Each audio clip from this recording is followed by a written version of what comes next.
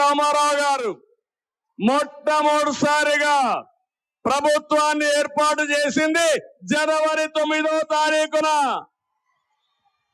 అదే రోజు ఇక్కడ మీటింగ్ పెట్టుకున్నాం.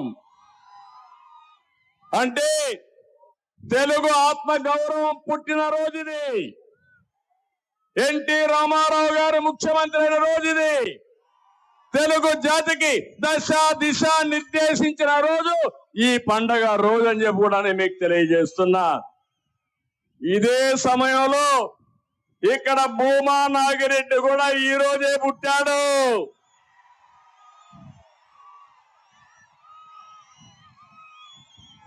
అలాంటి మంచి నాయకుడిని ఈరోజు నేను ఇక్కడికి వచ్చి ఘాటు గొళ్ళెళ్ళి ఆయనకు నివాళులు అర్పించి వచ్చానంటే ఇది నా అదృష్టంగా నేను భావిస్తున్నా.